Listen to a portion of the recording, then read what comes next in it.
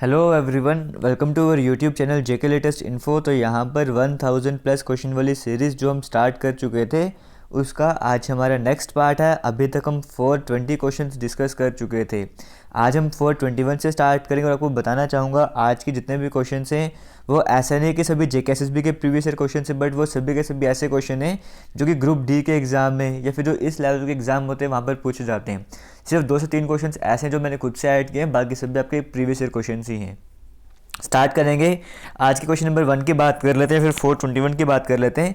कहा गया during whose reign Persian become the language of court. मतलब हम कश्मीर हिस्ट्री की बात करते हैं, जम्मू कश्मीर हिस्ट्री की बात करते हैं, तो किसके रेन के टाइम, किसके शासन के टाइम पे ऐसा होता है कि पर्शियन जो है वो लैंग्वेज बन चुकी थी कोर्ट की, कोर्ट लैंग्वेज और पर्शियन बन चुकी थी, वो आपको बताना है।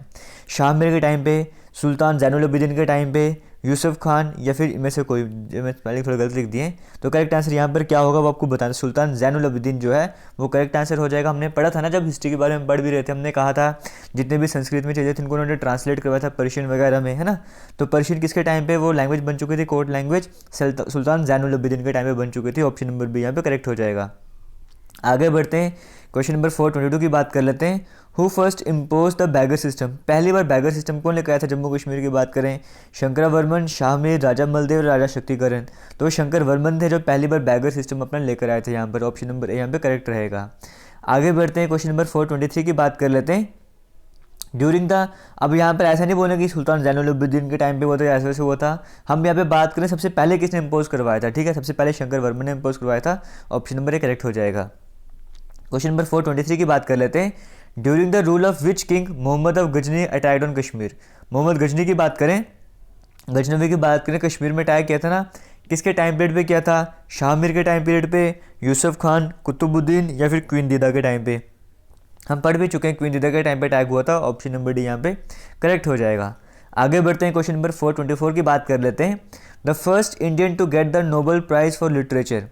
पहले इंडियन जिनको नोबेल प्राइज़ मिला था लिटरेचर के लिए वो कौन थे? The first Indian to get the Nobel prize. ये ऐसे क्वेश्चन है ना, अगर आप इस लेवल के एग्जाम की क्वेश्चन कर रहे हो, एमटीएस की प्रिपरेशन कर रहे हो, ये क्वेश्चन आपको बेसिक आने ही चाहिए। ये first Indian to get the Nobel prize, पहले इंडियन कौन थे जिनको लिटरेचर की फील्ड में नोबेल प्राइज़ मिला था, वो आपको बताना है। क्या वो रविंद्रनाथ टैगोर थे, सीवी रमन, मदर टेरेसा, या फिर अमृता सेन? इनमें से कौन थे वो आपको बताना है। तो जो रविंद्रनाथ टैगोर थे, ऑप्शन नंबर ए यहाँ पर बिल्कुल सही आंसर हो जाएगा। वैसे अगर हम बात करें फिजिक्स की फील्ड की बात करेंगे, first Indian to get the Nobel prize for physics, physics की कैटेगरी में पहले इंडियन कौन से थे जिनको नोबेल प्राइज़ मिला था? वो सीवी रमन थे। ऑप्शन नंबर बी यहाँ पे करेक्ट हो जाएगा। आगे बढ़ते हैं, क्वेश्चन नंबर 426 की बात कर लेते हैं। अभी हमने लिटरेचर की बात की ना, लिटरेचर की बात कर ली, फिजिक्स की बात कर ली, अब हम आ चुके हैं इकोनॉमिक्स के फील्ड में। इकोनॉमिक्स के फील्ड में पहली बार नोबेल प्राइज़ कौन से किसको मिला था? इंडिया की बात कर रहे हैं, वो रविंद्रनाथ टैगोर को मिला था, सीवी रमन, मदर टेरेसा, फिर अमृता सेन। देखो ये हमने डिस्कस कर लिया, रविंद्रनाथ टैगोर, सीवी रमन भी हमने डिस्कस कर लिया, बचे हमारे पास दो, एक मदर टेरेसा, एक अमृता सेन। यहाँ पे बात हो रही है इकोनॉमिक्स की, तो इकोनॉमिक्स के केस में किसको मिला था? वो अमृता सेन को मिला था। ऑप्शन नंबर डी यहाँ पे करेक्ट हो जाएगा। आगे बढ़ते हैं, क्वेश्चन नंबर 426 तो हो गया, 427 की बात कर लेते हैं। First Indian to get the Nobel prize for peace. Peace के लिए पहली बार नोबेल प्राइज़ किसको मिला था? मदर टेरेसा बच के, तो इन्हीं को मिला होगा। ऑप्शन नंबर सी यहाँ पे करेक्ट हो गया। क्लियर हो गया। ये चारों क्वेश्चन ऐसे हैं जो कि आपको आने ही चाहिए और आपको पहले से आने चाहिए थे मेरे बताने से पहले से। आगे बढ़ते हैं, क्वेश्चन नंबर 428 की बात कर लेते हैं। The first Indian girl to become Miss World. पहली इंडियन गर्ल जो कि मिस वर्ल्ड बनी थी वो कौन थे? अब यहाँ पर देखो इन सभी के नाम से पहले मिस, मिसेज या श्रीमती वगैरह में नहीं लगा रहा, उसे थोड़ी हिंट मिल जाती है। आपको सिंपल बताना है पहली इंडियन गर्ल कौन सी जो मिस वर्ल्ड बन चुकी थी? रेता फारिया, सुष्मिता सेन, मिहिर सेन, या फिर इनमें से कोई भी नहीं। याद रखना हम यहाँ पर मिस वर्ल्ड की बात करें, ये नाम है तो रेता फारिया जो है ऑप्शन नंबर ए करेक्ट हो जाएगा। हालांकि पूरा नाम नहीं है, बट हाँ इतना नाम था ऑप्शन में, तो मैंने भी वही इंक्लूड किया यहाँ पे। ऑप्शन नंबर यहाँ पे करेक्ट हो जाएगा। आगे चलते थे, first Indian girl to become Miss Universe. अब यहाँ पे मिस वर्ल्ड की नहीं बात करें, मिस यूनिवर्स की बात करें, वो कौन बने थे? फिर से चार ऑप्शन आपके सामने स्क्रीन में है, तो इसका आंसर आप सभी को वैसे पता ही होगा, सुष्मिता सेन, जो ऑप्शन नंबर बी यहाँ पे बिल्कुल सही आंसर हो जाएगा। आगे बढ़ते हैं, the first Indian girl to swim across the English Channel. पहले इंडियन गर्ल जिन्होंने इंग्लिश चैनल को क्रॉस किया था वो कौन थे? रीता फारिया, सुष्मिता सेन, सुचेता कृपालनी, फिर मिहिर सेन। तो यहाँ पे करेक्ट आंसर क्या हो जाएगा? मिहिर सेन, यहाँ पर जो ऑप्शन नंबर डी करेक्ट हो जाएगा। आपको फिर से आज बताने कि आपके 20 में से कितने क्वेश्चन सही थे। बिल्कुल ऑनेस्ट होकर अपने आंसर बताना है अपना कि आपके कितने क्वेश्चन 20 में से सही थे, या फिर 20 में से कितने मार्क्स आपके आज के इस वीडियो से आए हैं। आगे बढ़ते हैं, क्वेश्चन नंबर 431 की बात कर लेते हैं। The first ever women to become the chief minister of state. पहली ऐसी वुमेन जो कि किसी स्टेट, इंडियन स्टेट के चीफ मिनिस्टर बने थे वो कौन थे? रीता फारिया, ऑब्वियस ही बात है, ये हमने डिस्कस कर लिया, ये भी डिस्कस कर लिया, ये भी डिस्कस कर लिया। सुचेता कृपालिनी जी भी बचे हैं, तो यही हो जाएंगे वो पहले चीफ मिनिस्टर किसी भी स्टेट के, इंडियन स्टेट के। ऑप्शन नंबर सी करेक्ट हो जाएगा। अब आप मुझे बताइए कौन सी इंडिया की ऐसी कौन सी स्टेट थी जहाँ की ये चीफ मिनिस्टर बनी थी? पहले चीफ मिनिस्टर तो बनी थी ना, लेकिन कौन सी स्टेट की बनी थी आप मुझे कमेंट सेक्शन में बताओ। आगे बढ़ते हैं, क्वेश्चन नंबर 432 की बात कर लेते हैं। Which Indian territory was formerly known as black water before independence? Independence से पहले कौन सी इंडियन टेरिटरी ऐसी थी जिसे ब्लैक वाटर कहा जाता है? फिर आपने काला पानी भी सुना होगा ना, वो किसे कहा जाता था? लक्षद्वीप ग्रुप को, अंडमान निकोबार आइलैंड को, दीव को, इनमें से कोई भी नहीं। तो वो अंडमान निकोबार आइलैंड थे जिन्हें ब्लैक वाटर के नाम से जाना जाता था। फिर काला पानी को, या फिर जेल वगैरह होती थी ना, ब्रिटिश यूज़ करते थे यहाँ की जेल वगैरह को, तो वो अंडमान निकोबार आइलैंड की हम बात करें। ऑप्शन नंबर भी करेक्ट हो जाएगा। आगे बढ़ते हैं, काला पानी की जेल आपने सुना होगा ना, हम वही बात कर रहे हैं। क्वेश्चन नंबर 433 की बात कर लेते हैं। When did the US drop the atomic bomb on जापानी सिटी हिरोशिमा? अगर बात करें यूएस की, तो उन्होंने एटम बम फेंके थे ना जापान की 2 सिटी, एक हिरोशिमा थी, एक नागासाकी थी। तो हिरोशिमा की बात करें, बॉम्ब को फेंका था उन्होंने 6 अगस्त 1945 को फेंका था। तो ऑप्शन नंबर ए यहाँ पे करेक्ट हो जाएगा, बाकी के ऑप्शन देखने की ज़रूरत ही नहीं है। अब आप मुझे एक बात बताओ वीडियो के कमेंट सेक्शन में कि बॉम्ब तो फेंके थे, एक हिरोशिमा में फेंका था, एक नागासाकी में फेंका था। जो हिरोशिमा में फेंका था उसका नाम क्या था? उस बॉम्ब का नाम क्या था? थे तो एटॉमिक बम, बट हिरोशिमा में जो फेंका था उस बम का नाम क्या था? और जो नागासाकी में फेंका था उस एटॉमिक बम का नाम क्या था? पर्टिकुलर नाम रखे गए थे ना, वो नाम दोनों अपने मुझे वीडियो के कमेंट सेक्शन में बताने। आगे बढ़ते हैं, क्वेश्चन नंबर 434 की बात कर लेते हैं। Who was the eldest brother among the Pandavas? इनमें से जो पांडवास की बात करें, सबसे बड़े ब्रदर कौन थे इनमें से? युधिष्ठिर थे ना। ऑप्शन नंबर ए यहाँ पे करेक्ट हो जाएगा, आगे जाने की जरूरत ही नहीं है।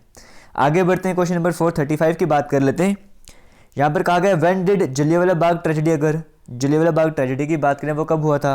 6 अगस्त 1915, 18 जुलाई 1922, 26 जून 1947, 13 अप्रैल 1919। तो ऑप्शन नंबर डी यहाँ पर जो है वो बिल्कुल सही आंसर हो जाएगा। देखो आप कहते हो डेट्स याद आना डिफिकल्ट रहता है, बट ये वाली डेट्स होती हैं, जलियांवाला बाग कब हुआ था, हिरोशिमा में बॉम्ब को फेंका गया था, या इस तरह की डॉलर एक्ट का पास हुआ था, ठीक है। ये सारी ऐसी जो डेट्स होती हैं ये सभी आपको याद होनी ही चाहिए, कुछ भी हो जाए। साल्ट मार्च की बात करें, ये ऐसी पर्टिकुलर डेट्स होती हैं जो कि बहुत ही इंपॉर्टेंट रहती हैं।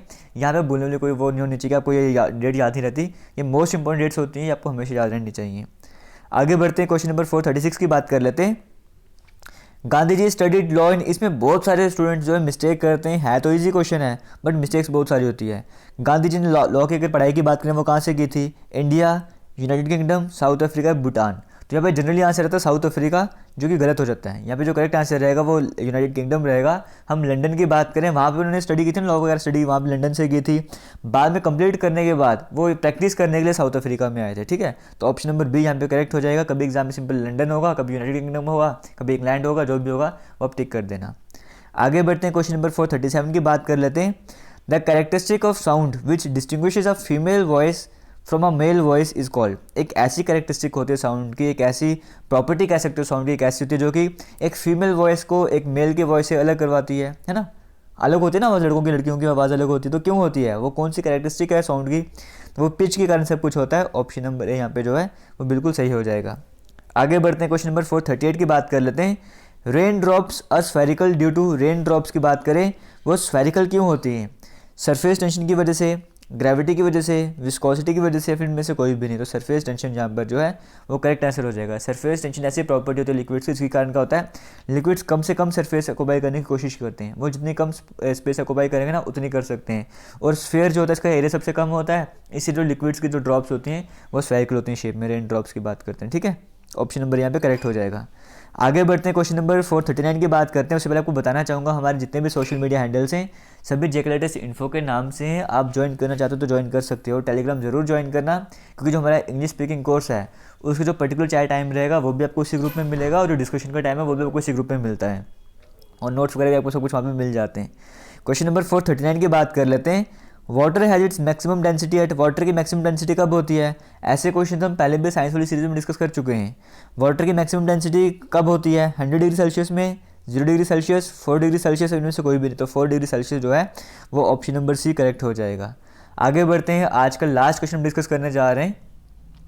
यहाँ पर कहा गया था chemical name of chalk. Chemical name क्या है चाक का, आपको बताना है। Calcium sulphate, calcium nitrate, calcium carbonate, या फिर इनमें से कोई भी नहीं। तो केमिकल नेम की बात करें चाक का तो वो कैल्शियम कार्बोनेट रहता है। ऑप्शन नंबर सी यहाँ पे करेक्ट हो जाएगा। किसी भी तरह का डाउट होगा वीडियो के कमेंट सेक्शन में कमेंट करके ज़रूर पूछना। थैंक यू, जय हिंद।